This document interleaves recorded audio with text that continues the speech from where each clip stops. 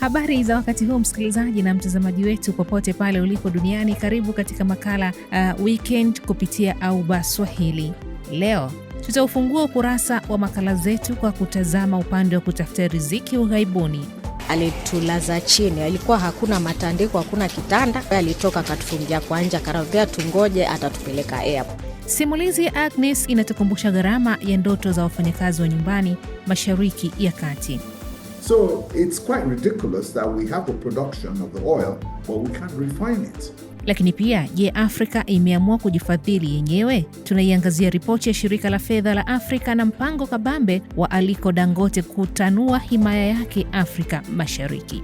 Hizi neti ambazo tunaletewa na serikali, muda mwingine kwanza zinatuletea magonjwa. Yaani zile neti huwa zinaleta kunguni sana. Unakuta mwili unatutusika vipele vidogo vidogo. Na mwisho tutatupa jicho nchini Tanzania kuangazia kwa nini vita dhidi ya malaria inakumbwa na kizingiti cha dhana potofu. Ungana nasi mubashara kupitia YouTube channel yetu Auba Swahili, pia tufuate kupitia Facebook na Instagram Auba Swahili ili kuacha maoni yako kuhusu makala hizi nzito tunazojadili leo. Karibu ambatane nami Mvumilia Kondo katika simulizi hizi.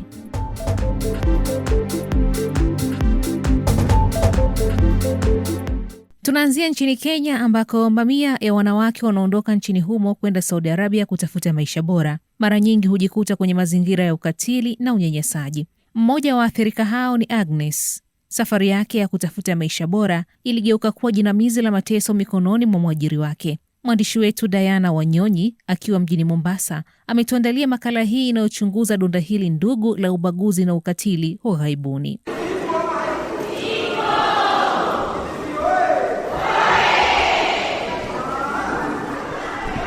Hizo ni sauti ya wanawake waliohudhuria mkutano kuhusu haki zao za kimsingi katika ukumbi mmoja hapa mjini Mombasa. Ingawa wanaonekana wenye furaha, vifuani wana makovu yasiyoweza kufutika kufuatia dhuluma walizozipitia katika mataifa ya Kiarabu wakifanya kazi za nyumbani. Agnes, jina lake si halali, ni mwanamke aliyekwenda Saudia miaka kadhaa zilizopita. Alirudishwa nchini baada ya kuteswa na kudhulumiwa na maajiri wake. Tukaja, tulikuwa kama wasichana, kama grupu ya wasichana 20. Tulikuwa tumebukiwa basi kutoka hapa ambao ilikuwa tuwasafiri tuenda Nairobi. Sasa kufika hapo Nairobi, agent amekuwa mkali, katupeleka sehemu hivi, alitulaza chini. Alikuwa hakuna matandiko, hakuna kitanda. Alitoka katufungia kwa nje, akaravia tungoje atatupeleka airport. Usiku akatukujia. Tulipofika airport ilikuwa hatujaona contract yetu huko ndo ilikuwa tumepewa contract. Hapo ndo tukakabidhiwa passport zetu. Tukaingia, pewa ile boarding pass. Ndio unajua unaenda nchi gani. Ndege yetu ikafika hiyo ya kwenda Saudia, manake mimi nilikuwa naenda nchi yaitwa Saudia, mahali kwaitwa Damam. Tulipofika hapo Damam, nikachukuliwa na bosi wangu, alikuwa ni mwanamume, akapewa passport yangu. Sasa tulipofika kwa nyumba, nikaambiwa niweke mizigo yangu hapo nje, katupiwa zile uniform zao za kuvaa za wafanyikazi. Nikaambiwa nibadilishe ndo niingie ndani. Nikaanza kazi mimi. Kazi unafanya hata huoni dalili ya kula. Mara wale watoto wake wanaanza kukupiga. Mtoto wake wa kiume badala aende msalani, anakuja anatoa ule uume wake na anakukojolea hapo hapo. Ukienda ukimwambia ule mama wa nyumba, anaanza kukuitaita majina ya Kiarabu, hata huelewi ni majina gani. Miezi 3 imepita, sina nguvu, manake kula ule mama akienda kisahau kufunga fridge, ndo mimi niibe kama ni mkate ama ni mayai yako pale, mimi nikarange nipike nile kwenye choo. Manake pia hawezi kuruhusu akija kikupata wala hapo familia nzima watakupiga. Ukawa ni asubuhi, nikamwambia ule baba, mimi mali imefika, nilikuwa naomba kama mnaweza nipeleka ofisini. Akaniambia wewe ngoja hapo. Akaenda akaleta ndugu zake 2 wa kiume. Wakawa wanaongea Kiarabu, mimi sikuelewa wanaongea nini. Sasa ule mwingine nikaona amenishika mkono, ule mwingine amenishika mkono huko. Alafu ule baba akaja kwa nyuma akanigonga huko nyuma, nikaanguka. Nilikuwa nimevaa ile uniform yangu ya kazi, akairarua huko kwa nyuma. Alafu akaanza kunisodo na yule baba wa nyumba. Alipomaliza mbona tukisaka tu. Sasa nilivumilia, manake nilijua hapa nikingangana nao si kwetu, na nilikuwa nishasikia story kitambo, ndo nikaanza kupata ile panic attack kuwa watu wanauliwa. Nilipomaliza hapo mimi nikapanda juu, wakanifukuza, wakaniambia kelb, toka na Kiarabu, yani wakaniita mbwa. kuna msichana wake mmoja alikuwa akinipenda sana, nikachukua ile simu yake, siku hiyo alikuwa amejisahau. Mimi nikarecord video haraka, nika login to Facebook, nika upload video, nikasema mtu yote atapata hii video anitafutie msaada haraka iwezekanavyo, maana siko palipazuri. Watu wenye nilikuwa nao katika group ya youth kanisani kitambo, maana mimi nililelewa na church kama mtoto yatima, wakapata hiyo video ndo wakanipigania. Agent wakaambiwa waje wanifuate kwa hiyo nyumba na wanirudishe nikiwa in one piece. Wanawake wengine niliozungumza nao wamesema mazingira ya kazi katika mataifa hayo yalikuwa mabaya. Kwa majina naitwa Mwanamwisho Matano, nilienda Saudia 2016. Kwanza nilikuwa wale watoto wananiogopa mimi ni mweusi. Kweli mimi nilifanya kazi 3 months sikulipwa hata shilingi na nikagonjeka. Hizo ndani ya 3 months nikagonjeka, nikaregeshwa kwa ofisi. Na kwa ofisi nao waliamua kunipeleka hospitali, lakini pia nao hawakunipatia pesa, wakiniambia hospitali ni pesa yangu imesimamia matibabu.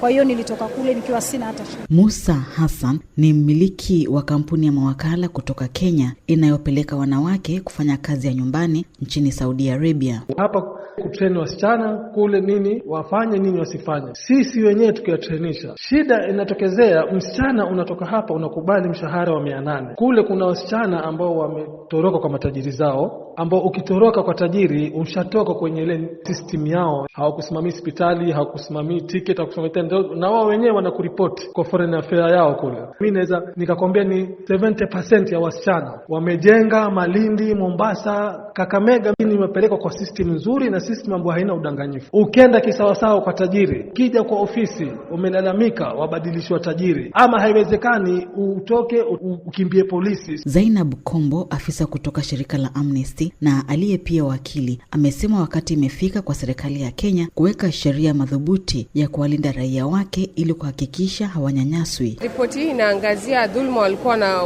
wanapitia wakati wanafanya kazi Saudi Arabia, na tunajaribu kupea government yetu suluhisho ambazo zinaweza fanyika ndio watu wetu wapate haki, hadhi yao iwe inastirika wakati hata mtu anatoka kwenda kufanya kazi. Moja wapo ya yale tunasema ni kwamba wasaidiwe kufuatilia kesi zao pindi mtu amerudi kutoka Saudi Arabia, kwa sababu wengine utapata ima mtu amekuja kama amekufa ama mtu amekuja ako hali mbaya kiafya, na unapata ile kesi yake inapotea kwa sababu hakuna kumfatizia akisharudi nyumbani.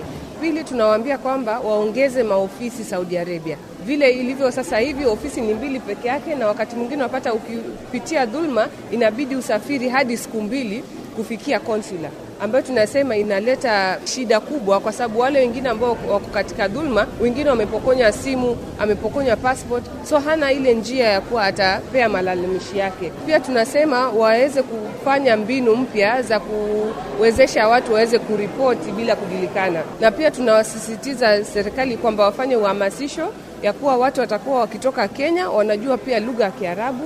Ikiwa serikali yetu itakaa ngumu na iseme kuwa watu wetu hawatadhulumiwa nchi zingine, itakuwa pale ndani kuna vipengee vya haki za kibinadamu ambayo itakuwa inalinda wananchi wetu wakitoka Kenya kwenda kutafuta kazi kwingine. Mkurugenzi mkuu wa shirika la Trace Kenya, Paul Adhoch, amesema humu nchini takriban wanawake 18,000 hulanguzwa kila mwaka, huku akitaka uchunguzi wa kina ifanyike ili kutambua kiini cha vifo vya wanawake wanaotoka kazi ughaibuni. Kifo ipo, fikiria kwamba kuna wasichana takriban 400,000 na kwa 400,000 lazima kutatokea natural death. Lakini karibu kila kifo ambacho inatokea kule Middle East kwa tunapata ile barua inaonyesha kwamba yule alipata mshtuko wa moyo. Sasa hiyo ndio tatanishi. Haiwezekani kwamba watu 100 wamekufa na kila mmoja alipata heart attack. Wengine labda wanaaga na labda figo imepotea, lakini familia ikimpokea mwili mara moja wanazika tu kwa desturi za huku kwetu. Tumejaribu kufanya kazi pamoja na mashirika mengine kuweza kutambua kwamba mwili ukiregea lazima tuipeleke tena postmortem kuhakikisha kwamba tumebainisha ni nini ameaga kwa sababu gani. Iliyobaki sasa ni kusubiri na kuona iwapo serikali ya Kenya na ile ya Saudi Arabia zimeweka sera na sheria za pamoja za kuhakikisha hamna mtu anayedhulumiwa kikazi na haki zake za kibinadamu pia ziheshimike. Diana Wanyonyi, Auba Kiswahili, Mombasa, Kenya. Naam, kutoka kwenye machungu ya ughaibuni tunageukia fursa ya nguvu ya bara la Afrika. Wakati mataifa mengi ya Afrika yakihangaika kupata mikopo duniani, ripoti mpya ya shirika la fedha la Afrika AFC inatoa ujumbe mzito. Afrika ina uwezo wa kutosha wa kifedha ndani ya bara hili kufadhili miradi yake mikubwa. Na katika kudhihirisha hilo, tajiri namba 1 barani Afrika Aliko Dangote ametangaza kutanua himaya yake kuelekea Afrika Mashariki. Mradi pacha wa kusafisha mafuta kama ule wa Nigeria unatarajiwa kuleta mageuzi makubwa ya miundombinu katika ukanda wa Afrika. Mwandishi wetu Amrat Haj ameangazia kwa kina mwangaza huu wa kiuchumi. Katika wakati ambao Afrika imechoshwa na utegemezi wa nishati kutoka nje ya bara, jina la Aliko Dangote linaibuka tena, safari hii likilenga kuandika historia mpya Afrika Mashariki. Katika kile kinachoonekana kama hatua ya kihistoria kwa ukanda wa Afrika Mashariki, Aliko Dangote ameweka wazi dhamira yake ya kujenga kiwanda kikubwa cha kusafirishia mafuta. Akizungumza kwenye mkutano wa kwanza wa Africa We Build jijini Nairobi, Dangote ametoa changamoto kwa viongozi wa ukanda huu, akisema yuko tayari kuleta teknolojia na uwekezaji pacha na ule wa Nigeria. Hata sasa naweza kutoa ahadi kwa marais wawili waliokuwa hapa. Ikiwa wataunga mkono mradi huu, tutajenga kiwanda kinachofanana kabisa na tulichonacho Nigeria, chenye uwezo wa mapipa 650,000 kwa siku. Hakuna kitu ambacho hatuwezi kufanya Afrika. Kiwanda hiki hakitakuwa tu mradi wa nishati, bali ni sehemu ya uwekezaji wa dola bilioni 40 ambao kampuni ya Dangote imepanga kutekeleza barani Afrika ifikapo mwaka 2030. Lakini fedha hizi zitatoka wapi? Wakati wengi wakitazama mataifa ya Magharibi au Asia, ripoti ya AFC ya mwaka 2026 yenye jina la State of Africa Infrastructure inasema suluhu iko mifukoni mwa Waafrika wenyewe. Ujumbe hapa ni kwamba Afrika inaweza kufanya kila kitu yenyewe. Changamoto si tena upatikanaji wa mtaji, bali ni namna ya kuupeleka na kuutumia kwenye miradi ya maendeleo. The constraint is no longer capital mobilization, but how to deploy it. Bara hili lina zaidi ya dola trilioni 2 katika mifuko ya akiba na pensheni ambazo hazijatumiwa kikamilifu. Hata hivyo, usalama wa fedha hizi za umma unapaswa kuzingatiwa. Wataalamu wanaushauri kuwepo kwa mifumo ya dhamana ili kulinda akiba za wafanyakazi inapowekezwa kwenye miradi ya muda mrefu. Mtaalamu wa uchumi Tawa Adjo kutoka Nigeria anafafanua kwa nini mradi huu ni muhimu kwa sasa. Afrika inazalisha takriban 10% ya mafuta yote duniani, lakini inashangaza kuwa bado inategemea mafuta yaliyosafishwa kutoka Ulaya. So it's quite ridiculous that we have a production. Ni jambo la ajabu kuwa tunazalisha mafuta lakini hatuwezi kuyasafisha. Kiwanda cha Dangote sasa kinakidhi mahitaji ya ndani ya Nigeria na hata kuanza kuuza nje. Huu ndio msingi wa eneo huru la biashara la Afrika. These are the exact opportunities we're talking about when we talk about an African continental free trade area. Kwa Afrika Mashariki, mradi huu utamaanisha mwisho wa bei za mafuta kupangwa na masoko ya mbali na badala yake kutumia rasilimali za ndani kuleta utulivu wa bei. Ili kuhakikisha mradi huu unakuwa wa Afrika wote, kuna mpango wa kuorodhesha kampuni hiyo kwenye masoko ya hisa ya Nairobi, Lagos, Johannesburg. Hii itawapa fursa raia wa kawaida kuwa wamiliki wa miundombinu hii mikubwa. Ni wazi kuwa ndoto ya Dangote na ripoti ya AFC zinatupa pacha ya Afrika inayojiamini zaidi. Ikiwa viongozi wa Afrika Mashariki wataitikia wito huu, huenda tukashuhudia mapinduzi makubwa zaidi ya viwanda katika muongo huu. Na hatimaye turejee kwenye afya ya jamii. Malaria bado ni tishio kubwa barani Afrika na nchini Tanzania. Serikali imekuwa ikitekeleza afua mbalimbali kudhibiti ugonjwa huo. Hata hivyo, vita hii inakumbwa na changamoto zisizotarajiwa. Dhana potofu ndani ya jamii kuhusiana na matumizi ya vyandarua. Je, kwa nini kinga hii muhimu inapuuzwa na baadhi ya watu? Hawa Kimwaga anatuangazia hali hiyo katika makala ifuatayo. Ni sauti kama ala ya muziki, lakini hatari kwa afya ya binadamu na kusababisha kifo kama isipodhibitiwa. Malaria ugonjwa hatari unaosababishwa na vimelea vya Plasmodium vinavyoenezwa na kuumwa na mbu jike aina ya Anopheles. Ugonjwa huu husababisha homa kali, baridi, maumivu ya kichwa, mara nyingi hujulikana kama homa. Vimelea vya malaria hupata taabu kuishi maeneo yenye baridi zaidi duniani. Ndiyo maana kwenye nchi za Kiafrika ambako hali ya hewa kwa kawaida ni ya kitropiki, hutoa mazingira mazuri kwa Plasmodium kuishi na kuzaliana kwa muda wa mwaka mzima. Dalili za malaria zinaweza kuanza kujitokeza siku ya 7 baada ya kuambukizwa.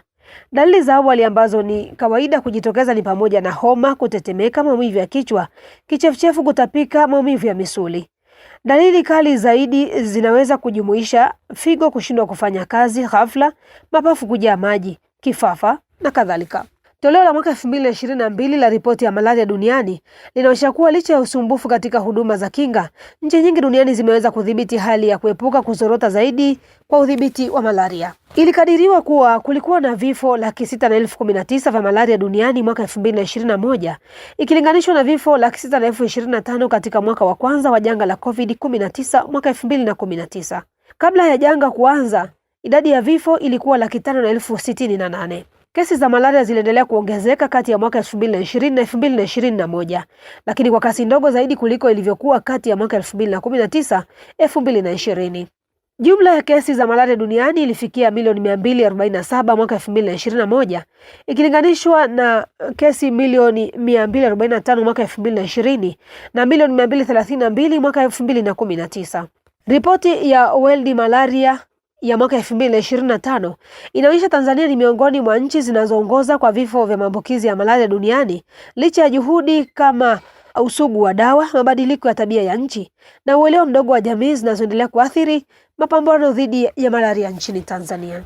Hizi neti ambazo tunaletewa na serikali, muda mwingine kwanza zinatuletea magonjwa. Yaani zile neti huwa zinaleta kunguni sana. Unakuta mwili unatutusika vipele vidogo vidogo. Sasa kwa watu kama sisi huku ndani hatuwezi kuelewa zinakuwa na shida gani. Ndio maana zikija tunafugia kuku, zikija tunaoshia vyombo, tunaenda kuweka kwenye mboga kuzingira ili kuku wasiingie kwenye mboga. Lakini kiukweli neti ambazo hatuzitaki wala hatuzipendi. Hata sisi tutazitumiaje kama mwanaume anaishiwa nguvu za kiume? Sisi tumekuwa tukiona tu serikali inaleta hivi vyandarua, lakini shida ya hizi vyandarua ukiweka tu useme ulalie hata siku moja, unajikuta tu unalala jumla usingizi moja kwa moja, hata kama una mke wako saa zingine unahatarisha hata ndoa, upate hata muda wa kusema uamke labda na mke wako, inakuwa ni changamoto. Ndio maana mimi maneti yakija naenda nayachukua na kinga tu vifaranga vyangu visiliwe na mwewe, natumia hizo nakata kama kamba, nafunga kwenye gereni yangu ya kuchotea maji. Kwa hiyo mimi masuala ya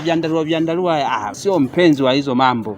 Tanzania imetajwa kuwa miongoni mwa nchi 4 zinazoongoza kwa idadi ya vifo vinavyotokana na malaria duniani, zikichangia zaidi ya nusu ya vifo vyote vilivyoripotiwa mwaka 2024 kwa mujibu wa ripoti ya dunia ya malaria kwa mwaka 2025.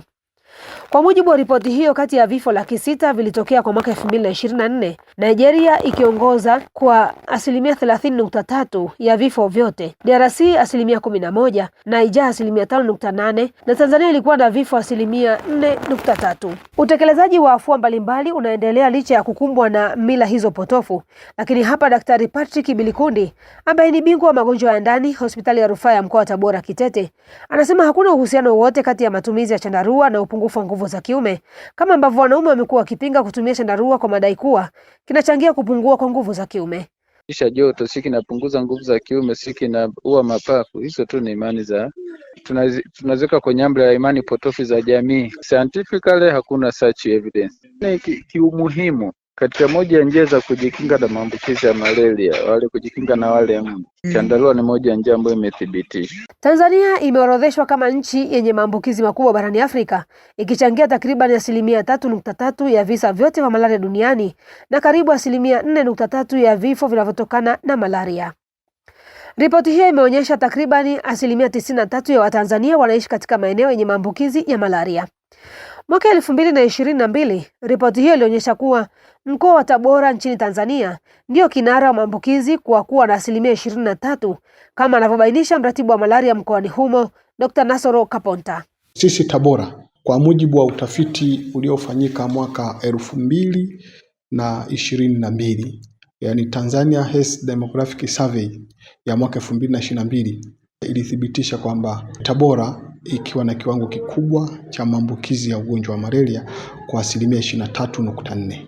Lakini ukiangalia hali ya maambukizi ya ugonjwa wa malaria kwa kina mama wajawazito tangu mwaka 2021 utaweza kuona kwamba kwa mwaka 2021 tuliweza kupima wakina mama 152,192, lakini waliogundulika kuwa na maambukizi ya ugonjwa wa malaria walikuwa ni wakina mama 20,053, ni sawasawa na 13%. Mwaka 2022 tulipima wakina mama 164,588, lakini waliogundulika kuwa na ugonjwa wa malaria walikuwa ni wakina mama 14,133, ambao ni sawasawa na 9%. Kwa mwaka 2025 tuliweza kupima wakina mama 206,686, lakini wakina mama waliogundulika kuwa na malaria kati ya hao walikuwa ni 11,061, sawa na 5%. Afua kubwa na muhimu tunaokwenda nayo ni ugawaji wa vyandarua katika makundi niliyoyaainisha. Lakini changamoto tunayokutana nayo, baadhi ya watumiaji wa vyandarua wanasema kwamba vyandarua hivi vinaleta kunguni. Lakini wengine wanasema kwamba yule ambaye amelala kwenye chandarua anapata usingizi mnono, atakuja kushtuka saa 2 asubuhi. Sasa wakina mama sasa wanaanza kulinganisha matukio mawili haya. Mbona huyu bwana akilala bila chandarua usiku tunawasiliana, lakini akilala kwenye chandarua haamki huyu bwana mpaka asubuhi. Mwaka 2023 kulikuwa na karibu visa milioni 3.8 na vifo zaidi ya 25,000 vinavyohusishwa na malaria nchini Tanzania. Imeonyesha pia kuwa watoto chini ya miaka 5 ndio wanaoathirika zaidi kama ilivyo katika nchi nyingi za Afrika. Ripoti inaonyesha kuwa Afrika inachangia zaidi ya 90% ya maambukizi yote ya vifo vya malaria duniani. Nchi 11 za Afrika zimebeba karibu 2/3 ya mzigo wote wa malaria duniani, na Tanzania iko kwenye kundi hilo la mzigo mkubwa.